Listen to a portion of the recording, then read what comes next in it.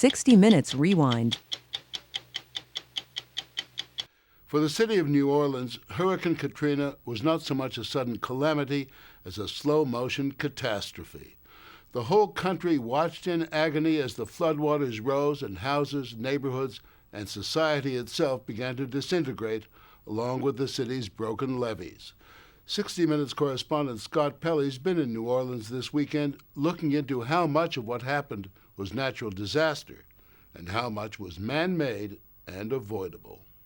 All you guys, thank you. Got to take care of our own. Thank you. Look. The mayor of New Orleans, Nagin, is on his way to take the measure of the misery in the worst American disaster in 100 years. Most of his city has surrendered to the sea. The streets of the Big Easy are now subject to the tides of the Gulf of Mexico. Every person is hereby ordered to immediately evacuate. 2 days before the storm, Nagin ordered the biggest evacuation in U.S. history. But he told us he never imagined his city would be abandoned, as he sees it, by the state and federal government. Nagin says communications failed and agencies dithered over jurisdiction while New Orleans drowned. Too many people died because of lack of action, lack of coordination, and some goofy laws that basically say there's not a clear distinction of when the federal government stops and when the state government starts. And if you have if the federal government takes over, then you're giving up some powers, or if the governor don't ask the president and the president don't ask the governor. And it was just BS. Bureaucracy. Bull crap. When people are dying, bureaucracy should be thrown out of the water. You think people died because the relief was delayed? There is no doubt about it. I watched a guy jump from the Superdome yesterday. Just couldn't take it anymore.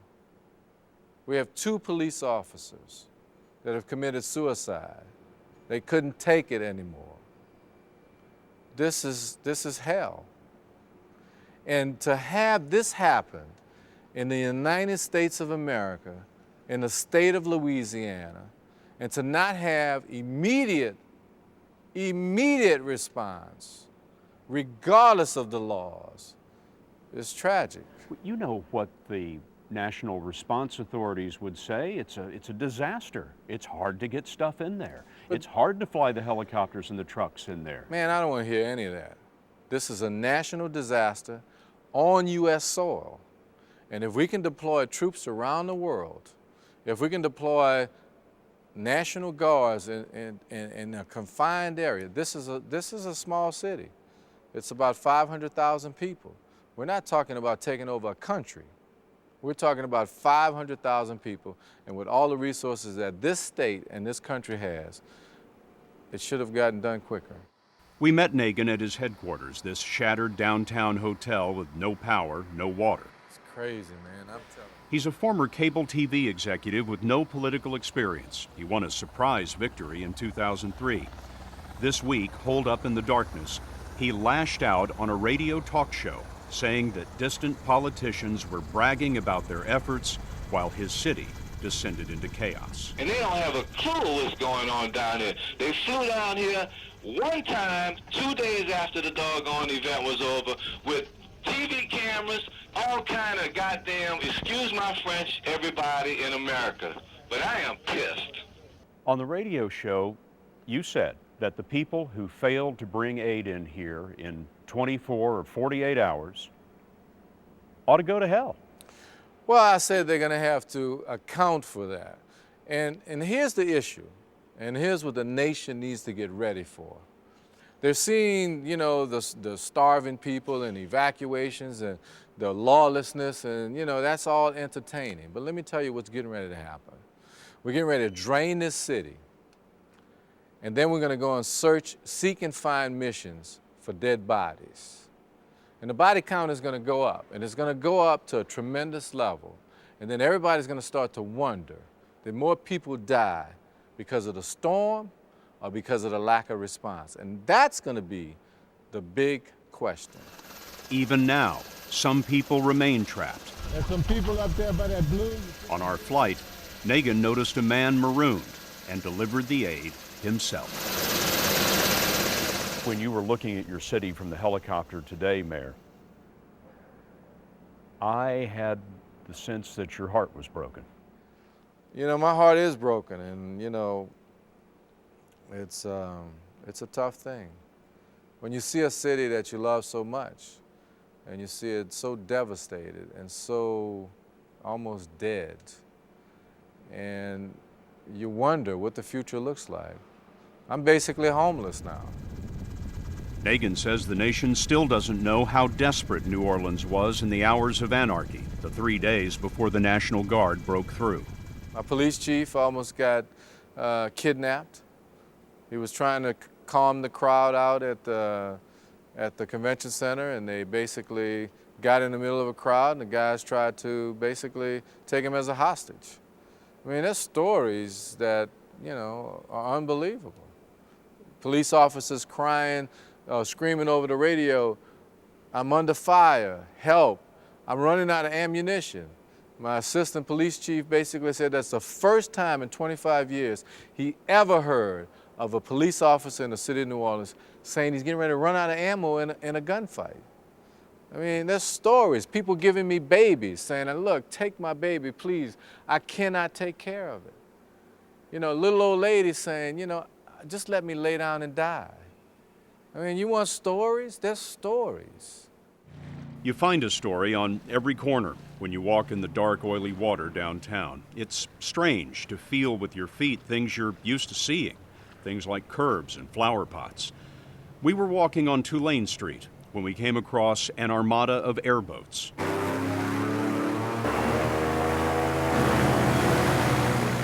Where are you going? To the hospital? Down to the courthouse. You go by the hospital if you want to. How long have those folks been in there? I don't know. Yeah. We know at least since the storm. How do I get on this thing without tipping it over? You ain't gonna It tip won't tip them. over? They were Texas game wardens heading to evacuate the biggest public hospital in the state. This is what their drive down Tulane is like.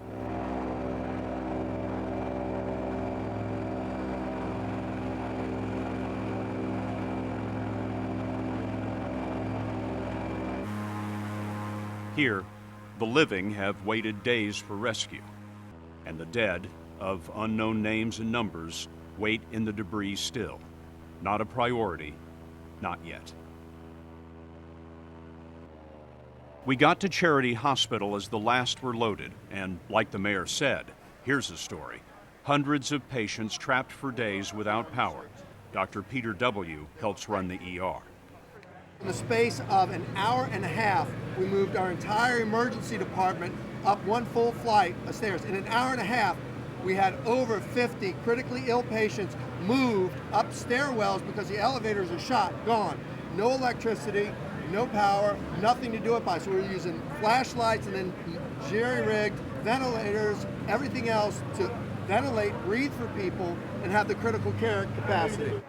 But even so, Dr. Ben DeBoisblanc says some patients died who might have been saved. Tell me about one patient that you lost, that you remember. Little old lady who sat in our ICU for 3 days, had a breathing problem, was on a mechanical ventilator. Her husband sat with her 24 hours a day, and because the electricity was out, while he would sleep, he would fan her. He would just try to keep her cool, and he would drift off to sleep. We got her over to the heliport, to the top of the parking garage, and her vital signs began to deteriorate. And we knew that she was going to die. She died on the roof waiting for a helicopter. She died on the rooftop waiting for a helicopter. I haven't spoken to her husband. I don't even know where he is. I don't even know if he knows she's dead.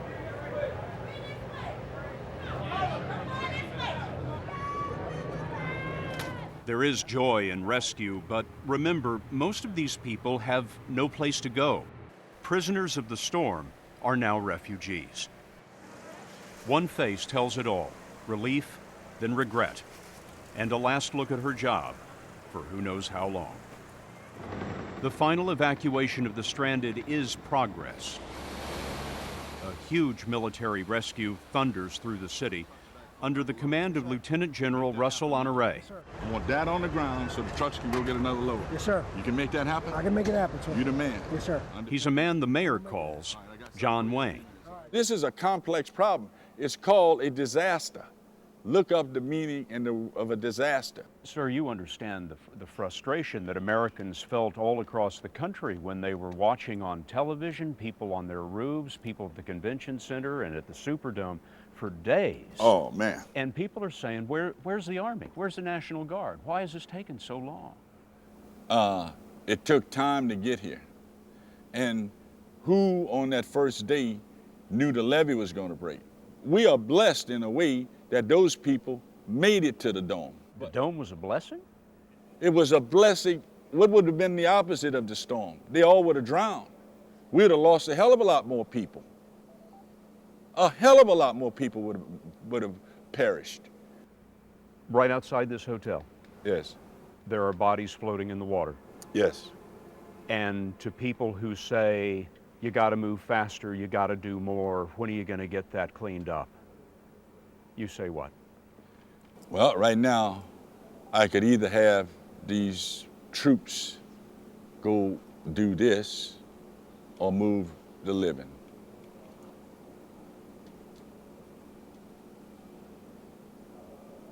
What would you do? We stopped on Jeanette Street to find the Army picking up the living one at a time. The neighbors told us the soldiers wanted all the sick and injured brought to this intersection, so there they were, under the hurricane of a Black Hawk.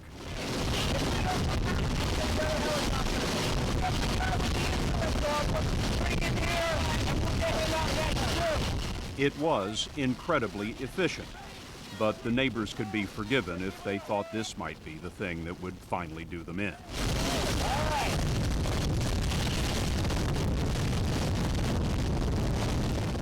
As people flew off Jeanette Street, across town sandbags were falling. Getting ready to drop, and away they go. And disappearing into one of 3 breaches that betrayed New Orleans to the sea. The story will continue after this. You never know which way the track's going to go. And Al Naomi is the man who manages New Orleans flood control for the Army Corps of Engineers. He was probably the first to understand what was about to happen to New Orleans.